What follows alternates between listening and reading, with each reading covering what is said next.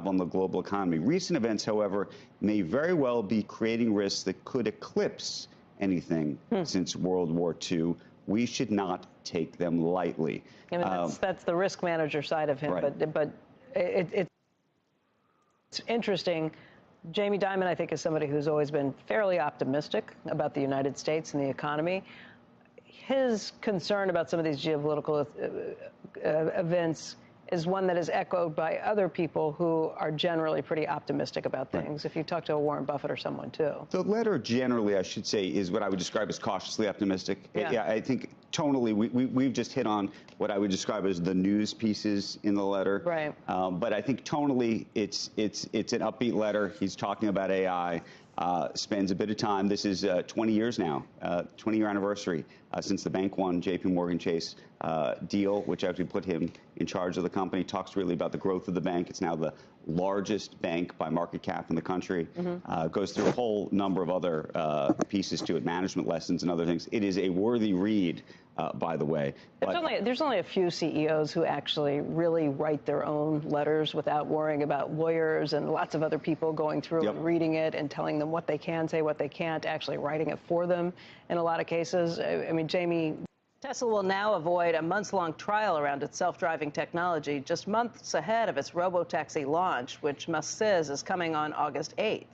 In the meantime, Tesla co-founder and former CEO Martin Eberhard told investors at an HSBC summit in Hong Kong overnight that he is amazed, in his words, that Tesla gets away with rolling out autonomous driving given its history of fatal accidents. Again, those were in his words on this. The stock was up about 5% just on the idea that robo-taxis are coming in August, and that's something that we're going to be talking about right now. Joining us to discuss this is Tom Narayan, who is a global autos analyst at RBC Capital Markets. Tom, thanks for coming in today. Sure. So this was pretty big news as far as the market was concerned. The idea of taxis actually having a date. You mean, is Tesla going to own them? Yeah, definitely. I think it was a surprise, but I don't think it was a surprise for investors who are long Tesla stock, or certainly sell-side analysts who have buy ratings on it. It's not a surprise to me. About 60% of my valuation, and has been for over a year, is robotaxis, or really it's autonomy. So that includes FSD to some extent. So even the people so yeah, I don't think it was total self-driving for those uninitiated on the FSD. Right. It's like a level 2 plus assisted driving, and then robotaxi is completely level 4 drives you completely. The idea that it's coming in August, does that hinge on that valuation too? Or is this something that you could be a little flexible with that timeline? Because that's been the knock before, that timelines are laid out and then not met. Right. If that timeline's not met, do you still think the same thing about your valuation call? Yeah, I do. I mean, my valuation's based on a 2040 year revenue target, and then I discount that back and I apply a multiple there. Similar to FSD, which is like a 2030, 2035. I mean, if it's August 8th, 2024, if it's next year, I mean, robotaxis aren't going to be mainstream for a long while. Right. I do see why he's doing it. I mean, he's trying to highlight the value that this could bring. It's huge, right? But when do you think it could actually roll out on the streets? We have a robotaxi service in San Francisco with Cruise and Waymo, right? I don't think it's going to be in some big scale anytime soon. Right, but the difference, I'm curious if you agree with this. There is a view among those in the sort of engineering community that the reason why the Waymo and Cruise products work is because they use LiDAR right now.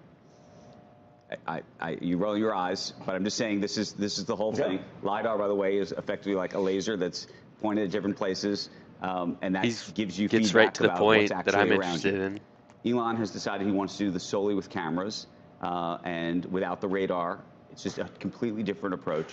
And as a result, there are some people who have a view that is not fully ready for full prime time, But it's more simple for a CPU, probably. And that's the whole question. And so my question to you is, do you believe that the robotaxi version of the Tesla is running solely on cameras, or somehow is a shift in strategy? Is LiDAR expensive? I could envision him pushing cameras initially. That's what FSD is based on. Could he capitulate on that and pivot towards using LiDAR eventually? Sure. right? I mean, he's changed his mind before on things. That's a longer delay, though, just in terms of getting things out on the street. If you're going I mean, it could depend on where we have this product. Is it geofenced? What cities? Where is it? Initially. But at mass scale, we've heard Mobileye is a company that has. This feels a too product early. that's This built feels against VW, the too ID Buzz. early. That uses LiDAR. So, Because I just see Tesla we'll see. issues. It adds a I don't layer of know. redundancy. Theoretically, it's not 100% necessary. But yeah, it depends. You'll have to re-engineer cities to make this work in the future. You can't drive. Re-engineer cities, how?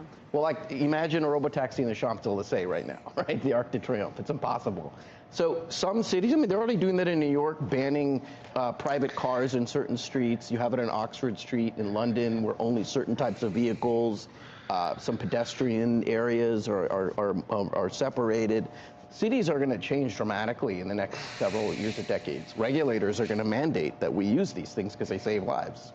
There have been problems along the way, though. As the former CEO, the co-founder of Tesla pointed out, look, there's surprises. It's not just Tesla that's had the issues with this. You've got GM kind of rolling out their taxis with safety drivers now in it because of accidents they've run into, too. Grand scale, is it going to be safer eventually? Probably. You have people who cause accidents all the time, but the liability factor is a huge one that is going to weigh on the manufacturers of all these cars. Sure, and that's been the real overhang of the difficulty. BMW always says the moment there's a headline that says BMW kills human, we're finished, right? Right. But the reality is this saves, literally it'll save 2 million lives a year. Right, 100 the liability million of being the one that kills somebody. I mean, there's still the legal framework you have to live within, and the outrage of the family that loses someone. But what about the outrage of the 2 other million people? There's already who died, been right? deaths. Let me ask you this. I've asked Elon this question specifically and personally, which is, what is the politically palatable number in your mind in America of people who are going to die because the computer effectively is going to malfunction? That is actually the fundamental question. So right now, if you believe that 35, 40,000 people die in a vehicle every single year in America, if I told you that 5... Computers tend to follow what they're told. 5,000 people were going to die every year in America, but a computer was going to do it because it malfunctioned. Would you say that's malfunction? So malfunction. What if it's doing what it's told and it kills someone? Like, yeah, that's considered a malfunction if what it's told to do like makes a bad decision or whatever, that's a good outcome? Would you say that's there's already been acceptable deaths? to you? Haven't there already been know. deaths? That's why I'm saying it's not so clear. If you got the number from 30 to 20, I don't think that would be politically palatable. Right? So if you got it from 30 to 200, that might be politically palatable. We know that 94% of accidents are caused by human error, right? So that number won't go from 30 to 5,000. It'll be a lot smaller. We have to remember other industries that's happened. Aviation, there were tons of crashes early on. Trains. And over time, those reduce significantly. Spockian view. Right, Dr. right. Spock. Oh, that. It looks like this was the, there's a chance we might go through the top here, which then we respect this, which is crazy. So we'll make it all the way out to, okay, so 8:30 Eastern is what time GMT? Type Google, but like, what are these called? Extensions? Extension world clock. Okay.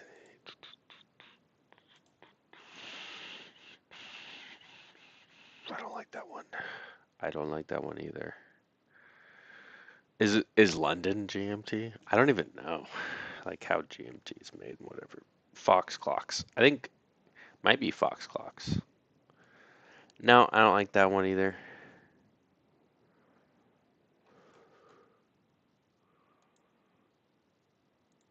Oh, that's cool. Oh shit. I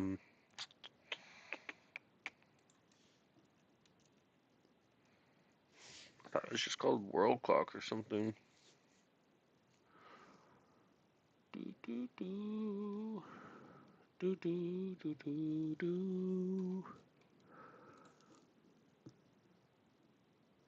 Alright, fuck it. Let's get a new one.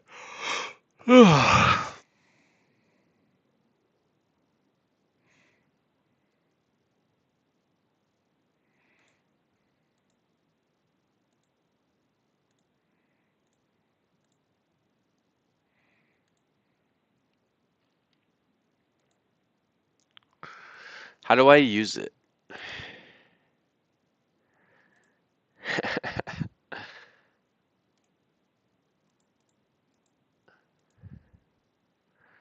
So how the fuck do I use it, brah? Very happy to use this product. Easy to set up.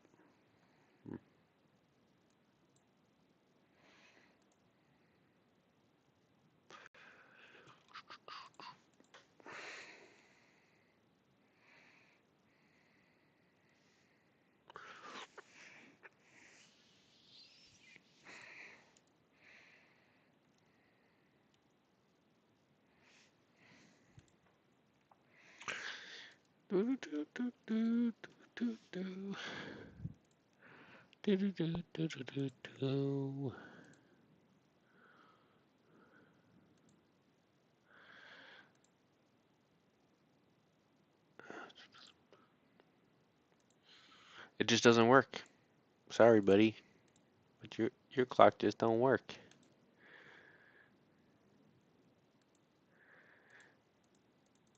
All these tabs.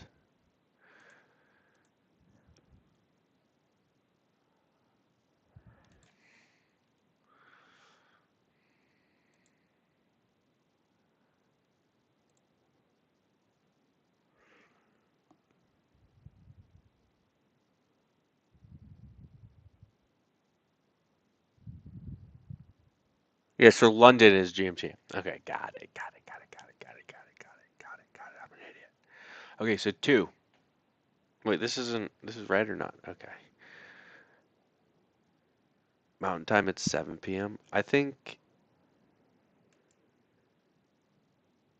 I don't like this one either. What the fuck?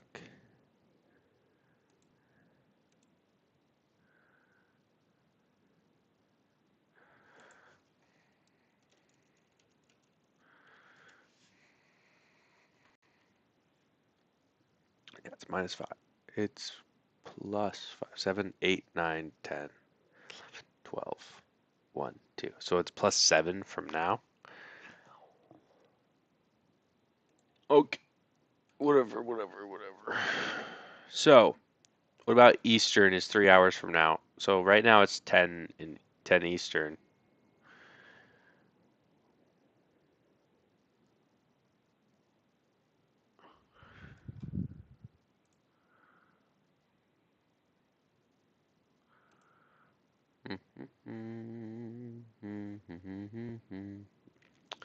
So London, I just actually needed those to know the time difference. Fuck, I'll give back that world clock one. Sorry, you went the worst one. I like this one better.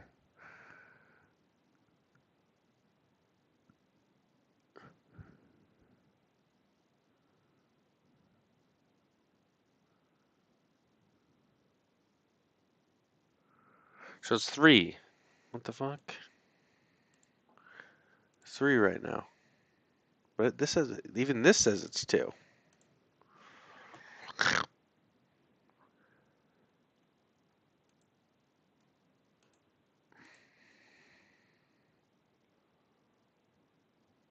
Well, we're, I don't know. Is it right?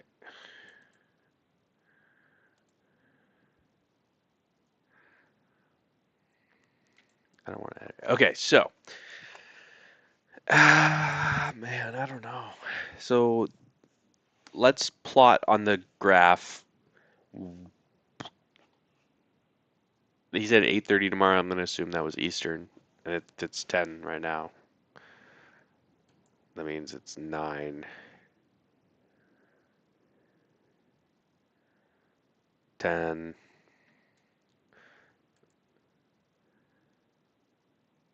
10, 11, 12, 1, 2, 3. So it's 5 hours ahead.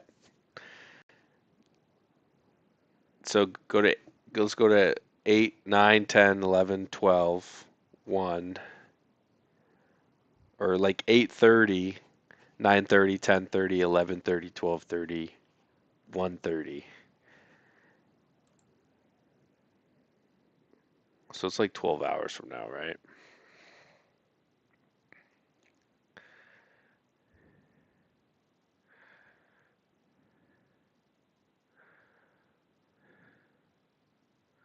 $1,300 or something. So it's gonna happen like right here.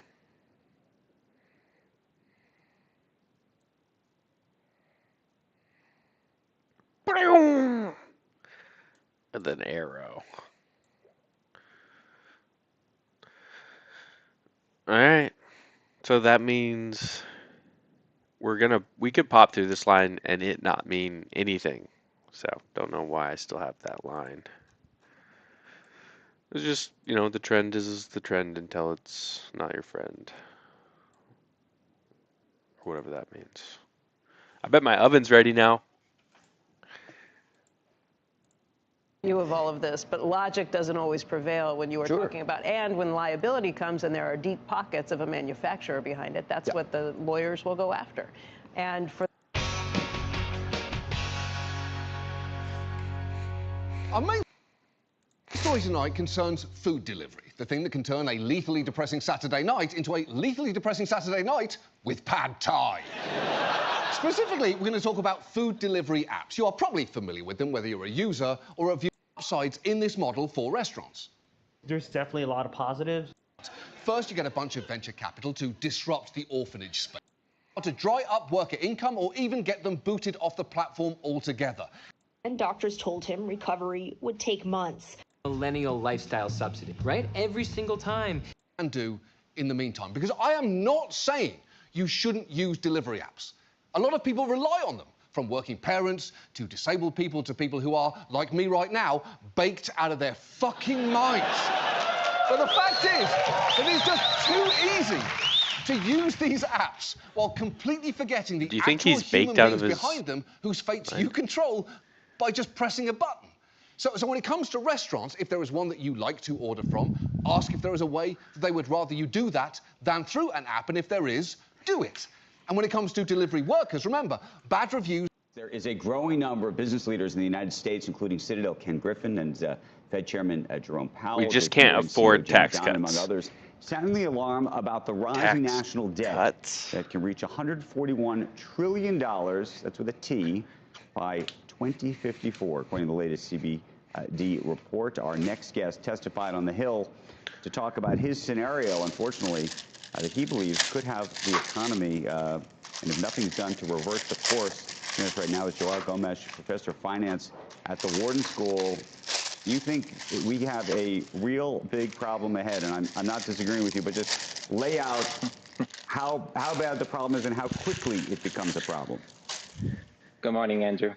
How quickly is hard to say, but I think there's real urgency, and I think people are not really appreciating that. I think real interest rates are high, and they're going to, and this is a sort of a momentous change relative to the last 15, 20 years. I think all the trends that I see on real interest rates point towards higher rates. It is true, growth rates are a little higher. We'll see how long that lasts. That's the one thing that that is a positive the last 2 or 3 years. Some of that is demographics, immigration, and so on. But real interest rates are significantly higher. And I think all the projections that you see, everything you see, is very benign. It forgets that interest rates are high. It forgets that the 2017 tax cuts are set to expire in 2025. It forgets that capital inflows are going to be reduced and are already significantly Set reduced. a timer for 47 minutes. These projections, basically, if you're wrong because you're too pessimistic, if you sort of, if productivity turns out to be a little better than you expect, it still doesn't change the trend. But if it turns out to be a lot worse than you expect, or even a little worse than you expect, well, you go to 200% debt to GDP ratio in 30 years.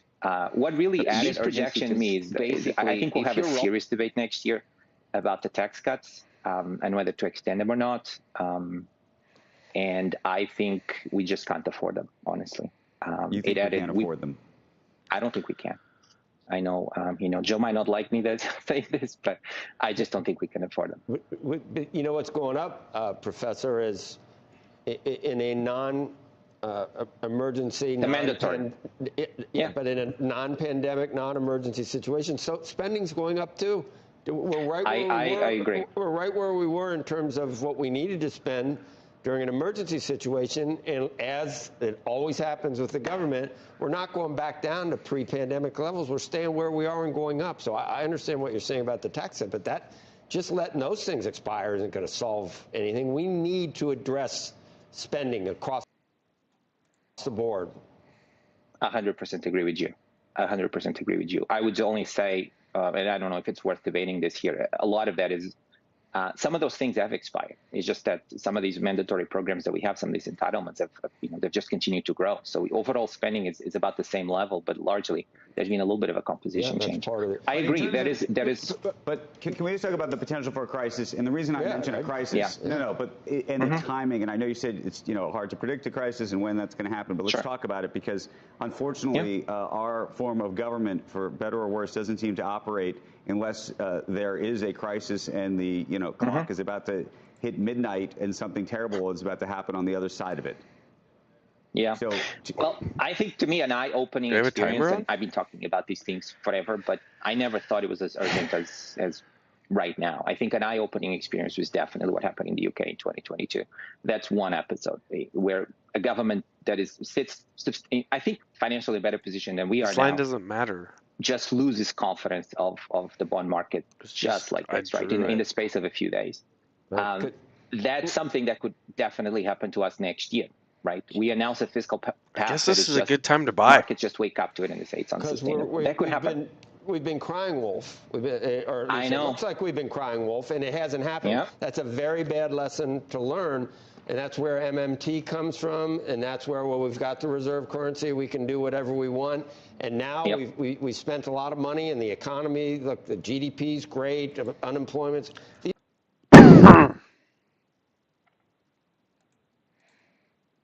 Auto insurance all seems the same until it's time to use it. With USAA, it's easy to file claims, schedule repairs. Fall below 70,000 today as early excitement from the week close faded, unfortunately. However, we're maintaining above 69,000, and that's a good sign. The United States spot Bitcoin ETFs took in little capital, and combined with a 300 million outflow from GBTC, the day's net flows were heavily negative. And according to data. So if I build a new lens and my lens only works with my camera, then that's vertical integration. Or if I build new headphones and my headphones only work with my cable, that's vertical integration. Now, if I build a new smartwatch and my smartwatch only works with my smartphone, be careful, that might be illegal. That's a bit of an oversimplification, but let's talk about it. So this is a developing story and will continue to develop for years, but I feel like it all comes down to something that I've at least noticed in talking to all these big companies, all these very public, multi-billion-dollar companies. They always have two reasons for any public-facing statement that they make. There's the reason for the public, and then there's the real reason. So there was just some news this past week of the U.S. Department of Justice suing Apple, saying that they are an illegal monopoly. Apple will come out fine.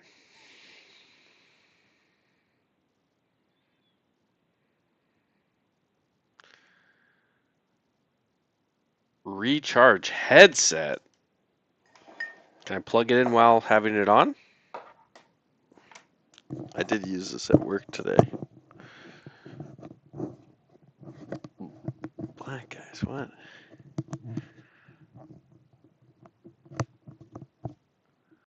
Is it charging? The light's on.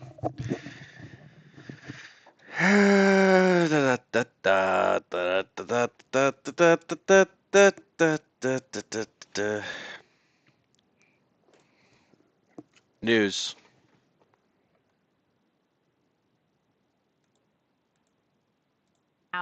Wedbush Securities senior equity analyst Dan Ives. Joining us now. Companies planning to adopt Axiom ARM-based chip. Snapchat. I don't know OpenX. I don't even know Elastic. And I know Datadog, but okay, that's not a big deal. Is Wedbush Securities senior equity analyst Dan Ives. Good to have you here on set. Great to be here. The fact that Google moved higher on this news, Alphabet moved higher on this news, I suspect you're not surprised since this is a top pick for you. But I guess break down what you thought was the most notable in terms of top pick for me too. Of disclosures, because this wasn't the only one that we got in terms of AI today. I think this is a flex the muscles. This is really them going on the offensive instead of the defensive. From an AI stack perspective, I think this could gain share in hyperscale. And when we look at what we've seen with Microsoft, and I think eventually we'll see with Amazon as well, we're talking about $1 trillion market opportunity over the next decade. So when you look at what Kurian and Google are doing, this was exactly what they needed to go after. But also it's developers. It's music to the ears of developers. Look, we believe some of the parts, $30 to $40 per share incremental for the AI opportunity. In terms of the custom chip piece of news that we got today specifically, is Alphabet behind the ball, at least in terms of disclosing it, when you've seen similar disclosures from some of these other companies like Microsoft, like Meta, like others? Yeah, clearly late to the game, but not too late. And I think this was something many were, really yelling for them. I don't really like the way he talks. About some possible criticisms of Bitcoin. So on centralization, so there's a criticism on the mining and on the node side, or the node is not really the criticism, but Bitcoin mining is not fully decentralized because a small number of miners control a majority of the hashing power. I looked it up. It doesn't matter what 50, miners, whatever the number is of computers that have that are full nodes that have they're full serving that are actively connected to the network. So you could argue that don't have a concern for. I've been asked this before. But the miners are they're servers. More centralized. So if you're thinking of making a case, go ahead, Bitcoin get paid, go be a server. Do you worry about the miners being somewhat centralized? Is the nodes the important thing to think about? Yeah. And what number of nodes counts as centralized and not? The nodes are what matters because the nodes are what determines Bitcoin's consensus parameters. I think I paid off $495,000.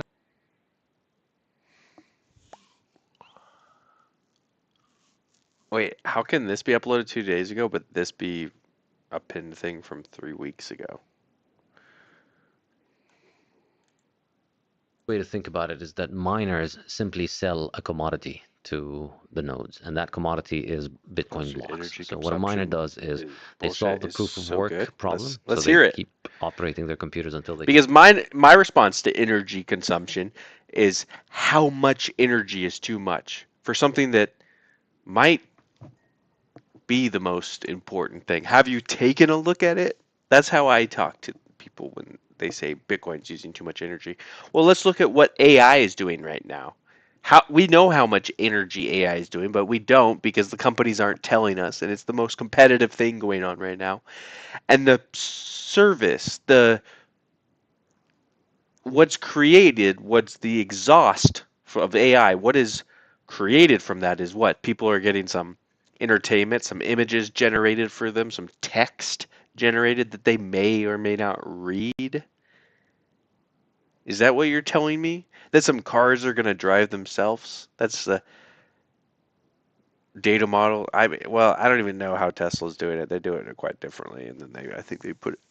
No, it's over the air, man. I think it's over the air, live, using an internet to drive like that. I don't even know, man. I think it's in a chip too. I think it's in a chip, but it's like that's why some vehicles have FSD and some don't. So it's local on the. But Gemini, ChatGPT, and all these other things that Devin, those will probably continue running for a long time. And will their use case get a lot bigger? Then the energy will get bigger too. But Bitcoin doesn't scale the same way, actually. The amount of energy that's used for mining is competitive in a lower sense People don't, because it's exactly how much is used for it, and it's precise. And yeah, I don't know. Shoot, I don't have. I'd like to learn more. Get a solution to the problem, and then they attach that to a bunch of transactions and present it to the nodes for the nodes to ratify and approve it. So therefore, all right, let's go to the energy one. And they will only recoup it if they do what the nodes want.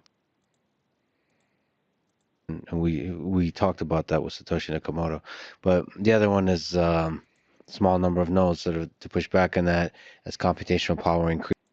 Run it today, and it would sync with the blockchain. There's one is, well, not all, but the vast majority of technological innovations involve economizing on human time and judgment and replacing it with machines, with reliable machines that spend a lot of energy. So here's energy. Reliable and testament. Reverse incompatible change to the underlying function of a cryptocurrency. Of course, there is hard forks of Bitcoin as well. I'm sure all of which you love dearly. Anyway, but that doesn't matter. The original Bitcoin, for the most part, has not undergone any changes, and that's one of its. I mean, it has undergone changes, but none in the important parameters of the network. So another criticism is about energy. Mm-hmm. There we go. So the proof of work consensus mechanism uses a lot of energy. What's the response to that criticism of Bitcoin? Yes, because it's worth it. Yeah. Okay. The airplane uses a lot more energy than a kayak. You know, when you're going to cross the Atlantic next time, what are you going to take? A kayak that is environmentally friendly according to this insane definition? Or are you going to take an airplane that consumes a lot of energy? So the cost-benefit analysis here is such where you have to consider both the cost and the benefit. Exactly. And I think If it's people did, if it wasn't a currency too, which it's not, but it's a peer-to-peer network exchange, because you're going to eventually do something with your gold. You're going to speculate on your gold. So this is taking on the properties, and yeah.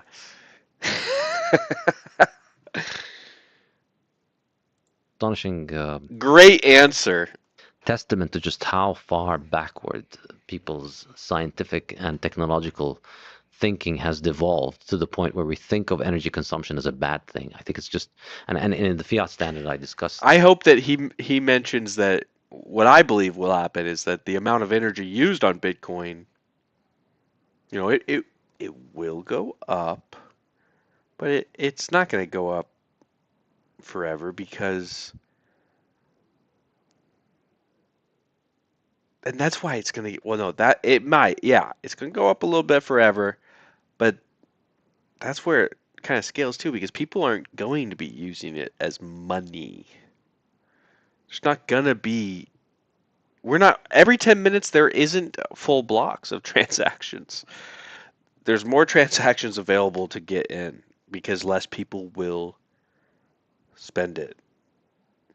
I don't know, actually. This is stupid. I'm on a stupid thing.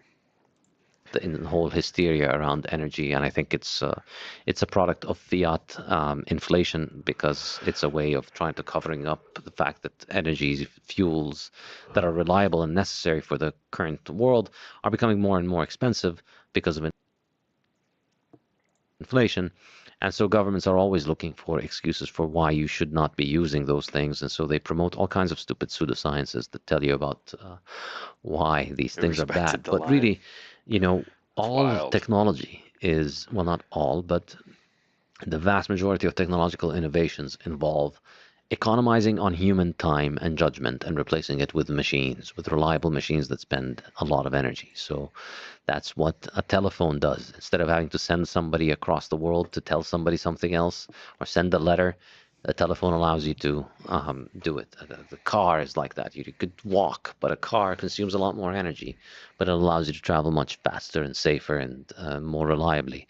An airplane is like that. Modern telecommunication human prosperity is an increase in the consumption of energy, and I think it is an absolutely criminal thing, and I genuinely mean the word criminal, to portray energy consumption as a bad thing, because it is truly depriving people of the chance to live a life that makes life better. It's truly criminal to tell poor countries that they should not consume the same energy sources that are being used in rich countries, that on which our modern infrastructure and modern life relies. That's what life is. If you reduce the consumption of energy in the U.S. to the levels that you I mean, have I in could poor turn my countries lights off today, right the now, U.S. my would become computer off right desperately now. poor. A lot of people would die. Cities would collapse. Yeah, the quality of life would decrease significantly. A high quality of life often requires, given the current technology, a high expenditure of energy. Yeah, and I should be clear, it's not a quality of life in the sense that many people think of this as, oh yeah, well, taking needless flights for vacations. No, these are the cherries on top of the cake. But the substance of the cake and the real benefits of energy is the fact that premature babies survive in countries that have reliable 24-hour cheap electricity. If your child is born premature, that you put him in an incubator or her, they're highly likely to survive. If you don't have 24-hour electricity, that child is not going to make it.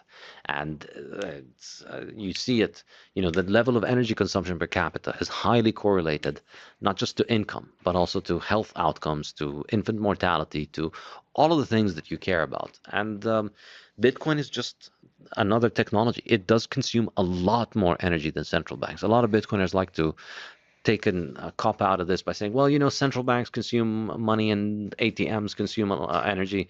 And I think if you calculate how much central banks and banks consume, I think it's a rounding error next to what Bitcoin consumes. I think Bitcoin is just maybe not a rounding error, but it's still, Bitcoin I think is going to consume a lot more. And that's a good thing. What's humbling is to look, because even just looking into this forces me to look at the energy expenditures for many of the things we take for granted. Obviously, computers and the digital. Did you know that you can erase 12 years off your brain age by taking a single nutrient? You likely have our digital lives. Bitcoin becomes a rounding error relative to how much energy is spent on all the computers in our world, but also like things like home appliances, microwaves, and hair dryers and stuff. Yeah. Yeah, I mean, this starts being hilarious. It's like, oh, these things that are just part of our modern Bitcoin life probably uses more energy than same order, at least the same order. But not everybody has a Bitcoin miner, and they seem like trivial parts of life. Yeah, and this is the thing. All of the people that complain about Bitcoin's energy consumption, I presume they use washing machines. Now, why should their desire for clean and dry clothes to get to consume energy? And I mean, I used to live in Lebanon. Lebanon had hyperinflation. I escaped from hyperinflation.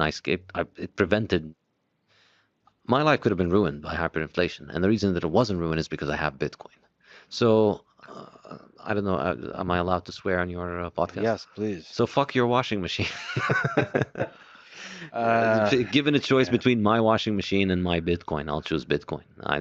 It's a technology that has already saved my life, and I think it's going to save the lives of many, many, many, many more people. So, but of course, I don't have to choose between my Bitcoin and my washing machine, because this is, we're just constantly consuming more energy, and we're going to continue to consume more energy in this world. And that's just what progress is.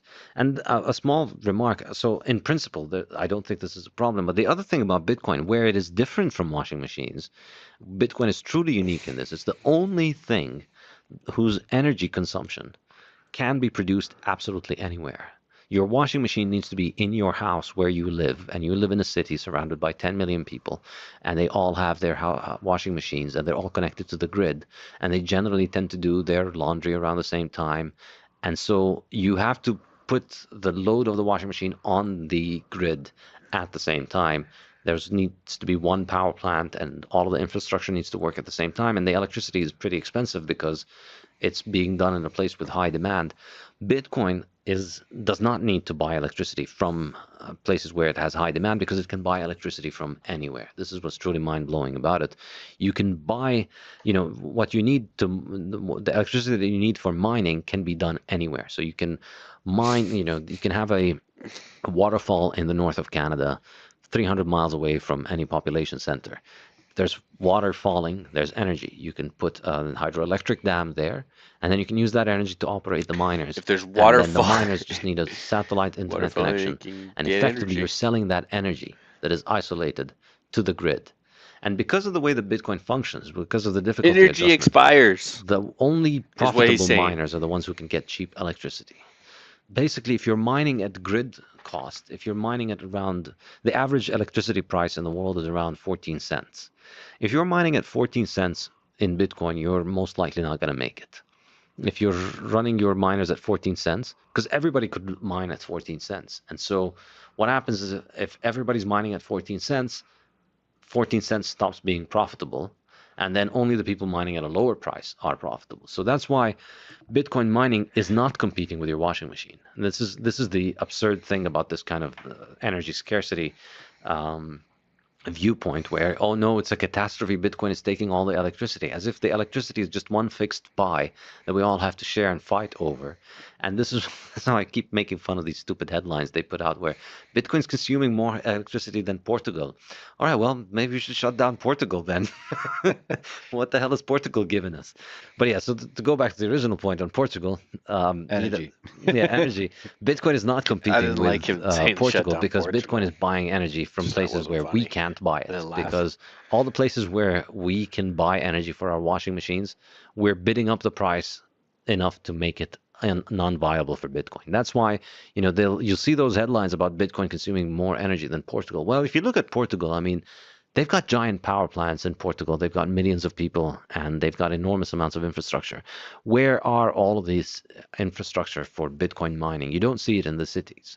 It's all isolated. It's all out away from the cities, or it's connected to grids that have serious overcapacity. So Bitcoin is not out there buying the expensive energy, taking energy away from people who can't afford it. It's out there buying its own energy because it doesn't need to buy the expensive energy that people really need. So one other criticism from an investment perspective, from a gambling perspective that people see is the volatility of Bitcoin. Of course, that's been somewhat decreasing over time, but can I see how many kilowatts what's your answer my computer to the uses? Sort of criticism that Bitcoin is too volatile? I want to stay away. It doesn't seem like a safe place for me to invest either short term or long term. There's no denying there's a volatility and there's a high oscillation in the value in the short term. So I think the safe way to approach that is in terms of position sizing. Hello, my name is Eren. Shaman. Hi, my name is Arnav Kapala. I'm Jen. Avery Baghdad. My name is Ajat Yansel. My name is Samra. If the volatility bothers you, then you're overinvested perhaps. So maybe you should reduce the size of your position so that the volatility doesn't bother you. And this is the short answer that stack as much as your conviction will allow you to tolerate the volatility. And of course, the reason you should try and consider tolerating the volatility more is the options are you hold fiat assets, which only go down stable, relatively stable, not a lot of volatility day to day. The value of your dollar doesn't change 40% overnight, 20% overnight or something like that. But it does go down reliably. It's going to go down 40%. You can count on it. It might take a year, 2 years, 5 years, 10 years. Compared to the things that you want to buy, it's going to go down by 40%. And it's not going to come back. And it's going to go down another 40%, and then another 40%, and then another 40%. So the option really is relatively short-term stability with long-term decline, or short-term volatility with long-term rise. And so that's another way in which Bitcoin teaches people to have a low time preference and think about the long term. So stack, accumulate, and think of it in the long term. It's a function of the fact that Bitcoin is new. Bitcoin is currently less than 1% of the global money market. So there's about $100 trillion of money out there in the world. $100 trillion roughly of fiat and about $10 trillion of gold. And Bitcoin is less than $1 trillion. So one rich guy decides to get into Bitcoin, that's going to show up. You'll on the find Bitcoin the chart. power Look at usage it. option. Elon Musk Click on decides the to buy task manager. Bitcoin. I don't You see a see the power buy. usage. You see the news. It happens, and you see the pump. Elon Musk decides that he doesn't like Bitcoin, you see the drop. But, a few years ago, it used to be that one random millionaire would cause that pump. Now you have to be the richest guy in the world to do that. In a few years, you're going to have to be the richest country in the world to be able to do that to the Bitcoin price. Maybe many years, maybe not a few years. But as Bitcoin grows, think about it as a liquid pool of money. Currently, it's a small pool next to a much larger ocean, which is the entire money market. And so one person jumps from that to this small pool, they can make a big splash. As the pool grows, essentially the salability increases, and the likelihood of one individual purchase affecting the price so violently decreases. And so over time, as the size of the market increases, I think we're going to see the volatility decline more and more. Ultimately, if you look at gold, historically, gold's been very, very stable. It did not achieve its stability because the central bank was in charge of gold supply, or because there was a gold committee that decided how much gold gets produced. It achieved that stability because it became the most saleable good, and so therefore became the good that contains the most cash balances in the world. And at the end of the 19th century, everybody held cash balances in gold, and the new production was a tiny little addition to global production, to the supply. So that's what made gold the most relatively, I shouldn't say stable because nothing is stable in economics, but relatively it holds on to its value, and it's much less volatile than digital currency, than national currencies. That's because it has the highest stock to flow ratio, and that's because its supply is a tiny fraction of the liquid market. And as the liquid market grows, as the size of cash balances grows and trades in Bitcoin cancel each other out, you get only slight changes in value. So I think as Bitcoin matures, that's going to decline. So effectively, I think the end game is Bitcoin is huge. Bitcoin is worth something like, I think the total addressable market for Bitcoin is not just national currencies and gold's addressable market, but also government bonds. That's the really big one. So how do bonds compare to gold? So you're saying it'll surpass gold with the 10 trillion? Yeah. What's bonds? Where's bonds stand? So then there's also national currencies, which are about 100 trillion, and then there's government bonds, which are around $120 billion.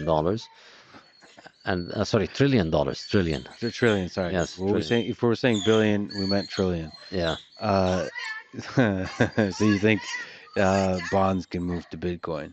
I've always held this is the prize. This is the main dish. Gold is the appetizer. Bonds are the main dish because bonds have replaced gold. All right, the video card I have. I mean, bonds have replaced gold in people's portfolio. People, you remember when we were saying gold was, you'd hold it as a saving, as the secure part of your portfolio, and then you take risk with the equity. Currently, people do that by holding a part of their portfolio in bonds. That's the part that they treat as their saving account. And then the rest they use for not speculation, for investment, in which they take risks. Doesn't seem like it's anything good at all. That's stocks and equity and Does that mean I have a TI? high-risk assets. I think Bitcoin is not going to replace equity. There will always be equity. There will always be companies and people will want to have equity. But it'll probably replace a big chunk of current equity markets, because right now, if you want to save, it used to be that you hold bonds. Now, if you want to save, you go into stock indexes. I don't have anything else. So I think Bitcoin likely eats a big chunk of equity markets, because currently I don't know what I have for the storage. People are using it as saving. And I think it eats all bonds. That's my most ambitious statement. The question is the scale of time that happens across, but the most important statement you're making is about trend.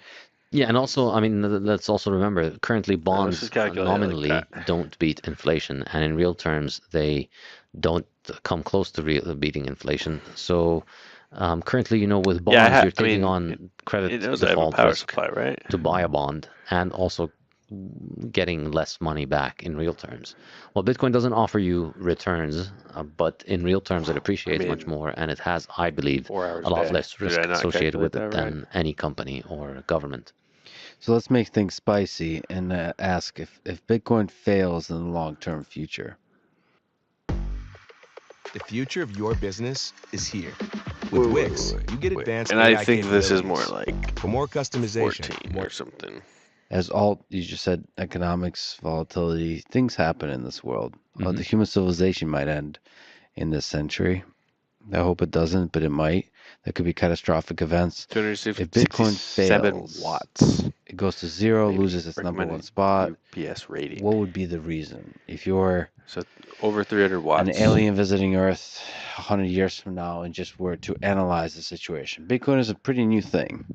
So the possible trajectories of how the world evolves together with this new monetary technology is nearly infinite. So if it fails, one of those I think trajectories it costs more surely than that. I don't involves even think Bitcoin that's right. failing. What would be the reason? I think the most likely reason that it could fail, I don't think this is likely in general, but I think it is the most likely of all the unlikely things that could destroy Bitcoin, is governments go back on a gold standard. Oh, interesting. So they make, in your view, a better decision than the current system, just not the best Whoa. Okay. decision. Yeah. I thought you would go much darker. But so that's okay. Interesting. So maybe because of Russia, because of China and so on, because of the current war